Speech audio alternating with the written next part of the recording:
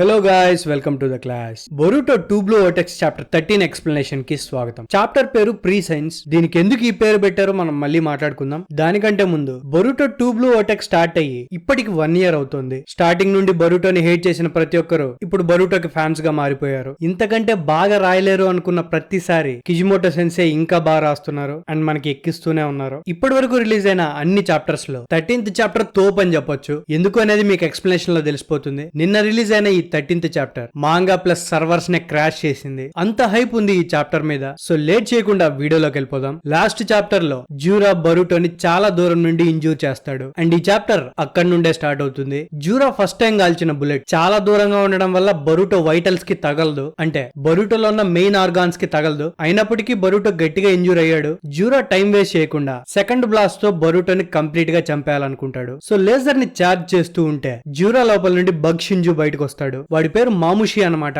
మాముషి అలా బయటకు వచ్చేసరికి జూరా ఏంటి మాముషి ఇలా వచ్చావని అడుగుతాడు. దానికి మన మాము మాట్సూరి తిరిగి వచ్చేసింది. తను చేసిన ఇన్వెస్టిగేషన్ ప్రకారం బొరుటోకి ఎవరో హెల్ప్ చేస్తున్నారన్న విషయం మనకి తెలిసింది అని చెప్తాడు. సో జూరాకి అర్థమవుతుంది తనకి షింజూస్ గురించి అండ్ థార్న్ బల్బ్ గురించి ఇన్ఫర్మేషన్ ఇస్తుంది వేరే వాళ్ళని. మన మాముగాడు జూరా చేతిలో థార్న్ బల్బ్ చూసి హిడారి చనిపోయాడా అని అడుగుతాడు. దానికి జూరా మనం ఎవరితో అయితే ఫైట్ చేస్తున్నామో వాడు చాలా బలవంతుడు, ప్రస్తుతానికైతే తిరిగి వెళ్ళిపోదాం లేదంటే హిడారి బల్బ్ వేస్ట్ అవుతుంది అని చెప్తాడు. దీన్ని బట్టి మనకు అర్థమయ్యేది ఏంటంటే థార్న్ బల్బ్స్ అలాగే బయట పెట్టేస్తే అవి మళ్ళీ యూజ్ చేయడానికి పనికి రాకుండా డిస్ట్రాయ్ అయిపోతాయి. సో హిడారిని మళ్ళీ బ్రతికించడానికి జూరా అక్కడ నుండి వెళ్ళిపోదాం అనుకుంటాడు. బట్ వెళ్ళిపోయే ముందు నువ్వు చాలా లక్కీ బరుటో, చివరికి పైనున్న దేవుళ్ళు కూడా నువ్వు బ్రతకాలని కోరుకుంటున్నారేమో, దేవుడు కలగజేసుకోవడం అంటే ఇదే అనుకుంటా అని అక్కడ నుండి వెళ్ళిపోతాడు. ఇంకో పక్క బరుటో కంప్లీట్ గా ఇంజూర్ అయ్యి అన్కాన్షియస్ అవ్వడానికి రెడీగా ఉంటాడు. బట్ తన అన్కాన్షియస్ అయ్యే లోపల తనకి ఫ్లాష్ బ్యాక్ కనిపిస్తుంది. మనకి 2 బ్లూ వర్టెక్స్ స్టార్ట్ అయినప్పటి నుంచి బరుటో కాషిన్ కోజి స్టూడెంట్ గా ఎలా మారాడా అనే డౌట్ ఉంది అండ్ దానికి ఎక్స్ప్లెనేషన్ ఈ ఫ్లాష్ బ్యాక్. సాస్కే ట్రీ గా మారిపోయిన తర్వాత బరుటోకి ఎక్కడికి వెళ్లాలో తెలియక ల్యాండ్ ఆఫ్ విండ్ బార్డర్స్ లో తిరుగుతూ ఉంటాడు అండ్ తనని కొంతమంది శాండ్ షినోబిస్ చుట్టుముట్టేసి ఉంటారు. బరుటో వాళ్ళ దగ్గర నుండి తప్పించుకోవడానికి ట్రై చేస్తూ ఉంటాడు. ఆ సిచ్యువేషన్ లో బరుటోకి ఒక టోడ్ కనిపిస్తుంది. ఆ టోడ్ బరుటోతో ఇక్కడ రఫ్ గా 20 మంది షినోబిలు ఉన్నారు బరుటో, నువ్వు పూర్తిగా ట్రాప్ అయిపోయావు, వీళ్ళ అమాయకులు కాబట్టి వీళ్ళని చంపడం కరెక్ట్ కాదు అని చెప్తుంది. బరుటో ఆ మాటలు విని ఇంతకీ నువ్వెవరో అని అడిగితే ఆ టోడ్ నేను నీ శత్రువుని కాదు, ఒకవేళ నేను శాండ్ షినోబిలకి సంబంధించిన వాడిని అయి ఉంటే నీతో మాట్లాడకుండా వాళ్ళకి ఇన్ఫర్మేషన్ ఇచ్చేసేవాడిని కదా అని అంటాడు. అయినప్పటికీ బరుటో ఆ టోడ్ మోటివ్ ఏంటో కనుక్కోకుండా దాన్ని నమ్మడానికి రెడీగా ఉండడు. సో ఆ టోడ్ బరుటోతో నీకు నేను అన్ని చెప్తాను కానీ ప్రస్తుతం మనం ఇక్కడ నుండి వెళ్ళిపోవాలి, సో నన్ను టచ్ చెయ్యి అని చెప్తుంది. బరుటో ఏమో డౌట్ గా చూస్తూనే ఉంటాడు. సో ఆ టోడ్ మనం ఇక్కడ టైం వేస్ట్ చేయడానికి లేదు, మనం ఎక్కడ కలిసినా ఈ షినోబిలు ఉన్న దానికంటే బెటర్ స్పాట్ అయి ఉంటుంది కదా, నీకు టోడ్స్ అంటే భయమా అనేసరికి బరుటో ఫాస్ట్ గా టోడ్ ని ముట్టుకుంటాడు. ముట్టుకోగానే కాషిన్ కోజి సమనింగ్ జుట్సుని యూజ్ చేసి బరుటోని తను ఉన్న ప్లేస్ కి టెలిపోర్ట్ చేసుకుంటాడు. బరుటో ఆ ప్లేస్ మొత్తాన్ని చూసి ఇంతకీ మనం ఎక్కడున్నామని కాషిన్ కోజిని అడిగితే మనం ల్యాండ్ ఆఫ్ విండ్ దగ్గర ఒరోచిమారు వాడకుండా వదిలేసిన హైడౌట్ లో ఉన్నాం, నేను ప్రస్తుతానికి గెంజుట్సు యూజ్ చేసి ఎంట్రన్స్ ని కనిపించకుండా చేశాను, వాళ్ళు మనల్ని అంత ఈజీగా పట్టుకోలేరు అని చెప్తాడు. అండ్ బరుటోతో మాట్లాడింది రియల్ టోడ్ కాదని, అది సైంటిఫిక్ నింజా టూల్ తో తయారు చేసిందని, దాని ఇంతసేపు తన చాక్రా యూజ్ చేసి కంట్రోల్ చేస్తూ ఆ టోడ్ లో నుండి మాట్లాడింది తనే అని చెప్తాడు. కాషిన్ కోజి బరుటోని బాగా తెలిసినట్టు మాట్లాడుతూ ఉంటాడు. బట్ బరుటో అంత ఈజీగా గుర్తుపట్టలేడు అనమాట. సో బరుటో కాషిన్ కోజితో ఇంతకీ నువ్వెవరు, నీకు నేను బాగా తెలుసు అనుకుంటా కదా అని అంటాడు. దానికి కాషిన్ కోజి ఇరిగిపోయిన తన మాస్క్ ని తన ముఖం మీద పెట్టుకొని ఇప్పుడు గుర్తుపట్టావా అని అడుగుతాడు. ఆ మాస్క్ తో కలిపి కాషిన్ కోజిని చూసేసరికి బరుటోకి మొత్తం గుర్తొస్తుంది. సో కాషిన్ కోజితో నేను నిన్నెలా మర్చిపోగలను, మిస్టర్ ఏవోని చంపింది నువ్వే కదా అండ్ నువ్వు కోనహామర్ సెన్సేని కూడా చంపడానికి ట్రై చేశావని అంటాడు. కాషిన్ కోజి ఆ మాటలు విని సైలెంట్ గా బరుటో వైపు చూస్తూ నేను ఒక్కటి వెరిఫై చేసుకోవచ్చా, నువ్వు పుట్టినప్పటి నుండి బరుటో ఉజుమాకివేనా అని అడుగుతాడు. ఒక్క సెకండ్ బరుటో షాక్ అవుతాడు అనమాట. ఎందుకంటే కాషిన్ కోజి ఇలాంటి క్వశ్చన్ అడిగాడంటే ఖచ్చితంగా తనకి ఆమ్నిపోటెన్స్ గురించి తెలుసు అని అర్థం. సో బరుటోకి డౌట్ వచ్చి కాషిన్ కోజిని నీకు ఆమ్నిపోటెన్స్ గురించి తెలుసా అని అడుగుతాడు. దానికి కాషిన్ కోజి నా మైండ్ లోపల ఉన్న మెమరీస్ లో ఇషికి వెజల్ నువ్వే, అమాడో అండ్ నేను కలిసి తప్పించింది నిన్నే బరుటో, కానీ నేను చెప్పిందంతా తప్పు కదా, నాకు ఈ ఆమ్నిపోటెన్స్ గురించి తెలియదు, కానీ ఆమ్నిపోటెన్స్ వల్ల ఏం జరిగింది అనేది మాత్రం బాగా తెలుసు. నువ్వు విలేజ్ నుండి పారిపోయిన రోజు అందరి మెమరీస్ లో నీ లైఫ్ అండ్ కవాకి లైఫ్ ఫ్లిప్ అయిపోయాయి కదా అని చెప్తాడు. సో ఇన్ని రోజులు కాషిన్ కోజి బరుటోకి హెల్ప్ చేస్తున్నాడంటే తను ఆమ్నిపోటెన్స్ కి ఎఫెక్ట్ అవ్వలేదని మనం అనుకున్నాం. బట్ కాషిన్ కోజి కూడా ఆమ్నిపోటెన్స్ వల్ల ఎఫెక్ట్ అయ్యాడు. అందుకే తన మెమరీస్ లో తను కారా నుండి తప్పించుకోవడానికి హెల్ప్ చేసింది కవాకికైనా ఆమ్నిపోటెన్స్ వల్ల మెమరీ ఫ్లిప్ అయిపోయింది కాబట్టి తను హెల్ప్ చేసింది బరుటోకి అని తన మెమరీస్ తనకి చెప్తూ ఉంటాయి. కాషిన్ కోజి మాటలు విన్న బరుటో చాలా ఆశ్చర్యంగా నాకు అస్సలు అర్థం అవ్వట్లేదు, ఆమ్నిపోటెన్స్ వల్ల నీ మెమరీస్ అయితే చేంజ్ అయ్యాయి, కానీ మా ఇద్దరు లైఫ్ స్విచ్ అయిపోయాయని నీకెలా తెలుసు అని కాషిన్ కోజీని అడుగుతాడు. దానికి కాషిన్ కోజీ, నాకు చాలా కాలం ముందే మీ ఇద్దరు లైఫ్స్ ఎక్స్చేంజ్ అయిపోతాయన్న విషయం తెలుసు, అండ్ ఇది జరగడానికే హై పాసిబిలిటీ ఉంది అని చెప్తాడు. ఈ డైలాగ్ కి మీనింగ్ ఏంటంటే ఆమ్నిపోటెన్స్ జరగక ముందే కాషిన్ కోజీకి బొరుటో అండ్ కవాకి లైఫ్స్ ఇంటర్చేంజ్ అయిపోతాయన్న విషయం తెలుసు అనమాట. సో అందుకనే ఆమ్నిపోటెన్స్ వల్ల తన మెమరీస్ ఎఫెక్ట్ అయినప్పటికీ తను రియల్ ఫ్యాక్ట్స్ ని గుర్తు పెట్టుకోగలిగాడు. చాలా టెన్స్డ్ గా ఉన్న బొరుటోని చూస్తూ కాషిన్ కోజీ, నేను నీకు సారీ చెప్పాలి బొరుటో, నేను ఇషికికి అగైన్స్ట్ గా ఉన్నప్పటికీ తన ఆర్డర్స్ ఫాలో అయ్యి మిమ్మల్ని ఫైట్ చేయాల్సి వచ్చింది అని బొరుటోకి సారీ చెప్తాడు. ఇక్కడ కాషిన్ కోజీ ఇషికి ఆర్డర్స్ మీద కొనహాని అటాక్ చేసి ఏవోని చంపి కొనహా మరుని ఇంజూర్ చేసిన విషయం గురించి చెప్తూ ఉంటాడు. ఒకవేళ కాషిన్ కోజీ ఇక్కడ గనక వీళ్ళతో సరిగ్గా ఫైట్ చేయలేదంటే ఇషికి కాషిన్ కోజీ మీద ముందుగానే డౌట్ వచ్చేసేది. సో అలా జరగకూడదు కాబట్టి కాషిన్ కోజీ రూత్లెస్ గా ఫైట్ చేసి ఉంటాడు అండ్ దాని గురించి సారీ అడుగుతాడు. బొరుటో తన మాటలు విని, నేను కూడా షినోబినే, ఒక మిషన్ అనేది ఎంత ఇంపార్టెంటో నాకు బాగా తెలుసు అండ్ అనుమానం రాకుండా వేరే వాళ్ళ కింద పని చేయాలంటే ఖచ్చితంగా దానికి చాలా ఎక్స్పీరియన్స్ కూడా కావాలి కదా అని అంటాడు. దానికి కాషిన్ కోజీ, నీకు ఆల్రెడీ తెలుసు బొరుటో, నన్ను అమాడో తయారు చేసింది ఇషికిని చంపడానికి అండ్ ఈ ప్లానెట్ ని డివైన్ ట్రీ అంతం చేయకుండా కాపాడడానికి. నేను ఇషికితో ఫైట్ చేసినప్పుడు నేను ఊహించిన దానికంటే తను చాలా పవర్ఫుల్ గా ఉన్నాడు, కానీ నా డ్యూటీ జిగన్ లోపల నుండి ఇషికిని బయటికి తీసుకొని రావడం మాత్రమే. అది నేను చేసేయగలిగాను, అక్కడితో నా డ్యూటీ ఫుల్ఫిల్ అయిపోయింది. ఆ తర్వాత నేను చనిపోయినా పర్వాలేదని అనుకున్నాను, మిగతాదంతా హొకాగే చూసుకుంటాడులే అని అనుకున్నాను. సైలెంట్ గా చావు కోసం ఎదురు చూశాను, కానీ నేను చనిపోతాను అనుకునే టైంలో నా కళ్ళ ముందు చాలా సీన్స్ కనిపించాయి. నేను ఇప్పటి వరకు చూడని సీన్స్ అవి. దీన్ని బట్టి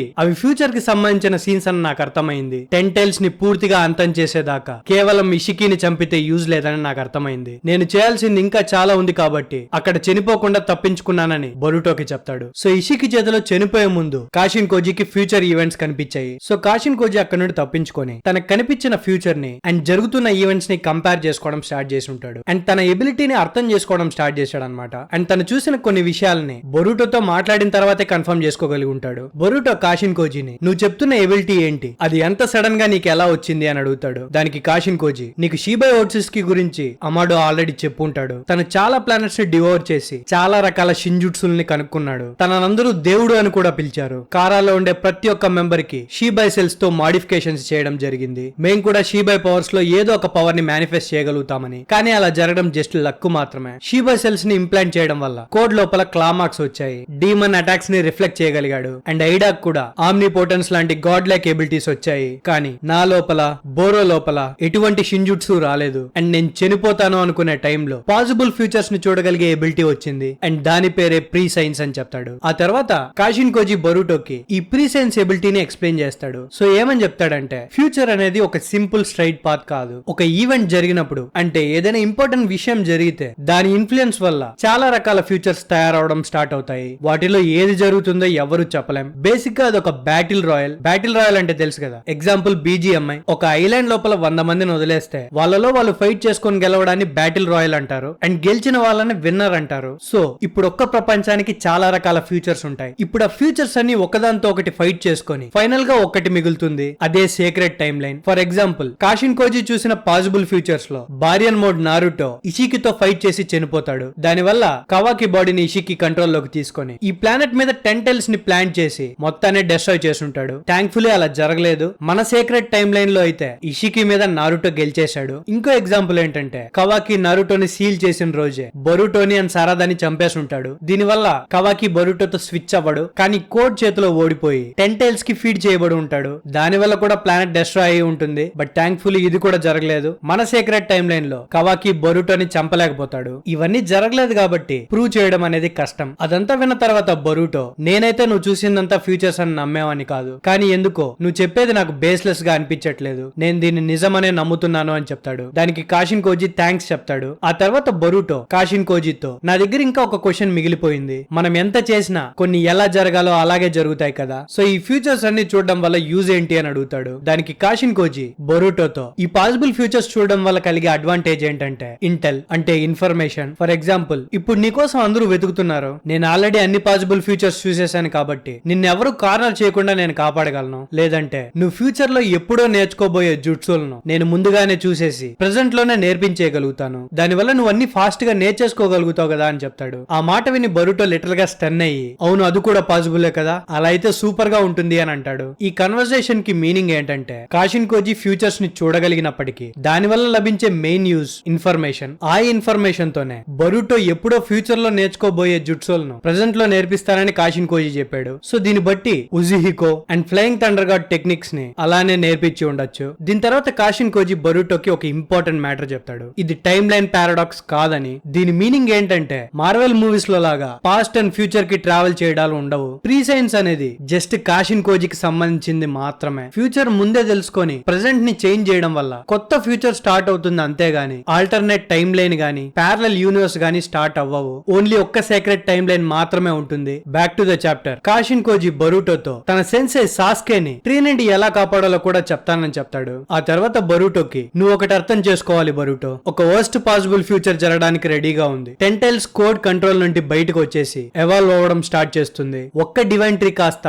మల్టిపుల్ డివైన్ పీపుల్ గా మారుతారు అండ్ వాళ్ళకి ఇండివిజువల్ మైండ్స్ కూడా ఉంటాయి. అది జరగడం కంటే ముందే టెంటైల్స్ యొక్క మెయిన్ రూట్ ని మనం తీసేయాలి. దానికి కూడా సక్సెస్ రేట్ చాలా తక్కువగా ఉంది, ఎందుకంటే అన్ని ఫ్యూచర్స్ లో డివైన్ ట్రీ పీపుల్ ఉన్నారు అండ్ వాళ్ళందరిలోకి మోస్ట్ డేంజరస్ వాళ్ళ లీడర్ జ్యూరా. వాడి చేతుల్లో నువ్వు చనిపోబోతున్నావు. ఇదే జరుగుతుంది అని చెప్పలేం, కానీ ఇదే జరగడానికి ఎక్కువ ఛాన్సులు ఉన్నాయి, ఎందుకంటే చాలా ఫ్యూచర్స్ లో ఇదే జరుగుతుందని చూపిస్తోంది. నువ్వు చనిపోయిన తర్వాత జరిగేదంతా ఒకటే. కవాకిని టెంటైల్స్ కి ఫీడ్ చేస్తారు. డివైన్ ట్రీ వచ్చిన తర్వాత ప్లానెట్ అనేది దానంతటదే చనిపోతుంది. ఇది ఎట్టి పరిస్థితుల్లో జరగడానికి వీల్లేదు. మనం ఎలాగైనా వర్స్ట్ ఫ్యూచర్ ని ఆపాలి. నేను ఆల్రెడీ చెప్పినట్టు ఇన్ఫైనైట్ పాసిబుల్ ఫ్యూచర్స్ ఉన్నాయి అండ్ నీకు ఇప్పుడు ఫ్యూచర్ గురించి నేను ఆల్రెడీ చెప్పేశాను, కాబట్టి మన ఫ్యూచర్ కూడా మెల్లగా మారడం స్టార్ట్ అయింది అని చెప్తాడు. ఆ మాటలు విన్న బరూటో, మిస్టర్ కోజీ, డివైన్ ట్రీని ఆపడమో లేదా ఇంకా ఏదైనా కవాకి చనిపోతాడు అంటే నేను అది జరగనివ్వను. నా బ్రదర్ మైండ్ ని మార్చి ఉజుమాకి హౌస్ హోల్డ్ ని తిరిగి తీసుకొని రావడమే నా గోల్. ఇది జరగకుండా ఆపడానికి నాకు అడ్డుగా ఉన్నది టెంటైల్స్ మాత్రమే. మీరేం టెన్షన్ పడకండి, టెంటైల్స్ ని కోడ్ ని నేనే అంతం చేస్తాను అని చెప్తాడు. సో వీళ్ళిద్దరు కాన్వర్సేషన్ సాస్కే ట్రీగా మారిపోయిన తర్వాత జరిగి ఉంటుంది. అంటే కోడ్ కోనాహాలో ఎంటర్ అయ్యే 2 years ముందు. అప్పటికే వీళ్ళిద్దరికి టెంటైల్స్ గురించి,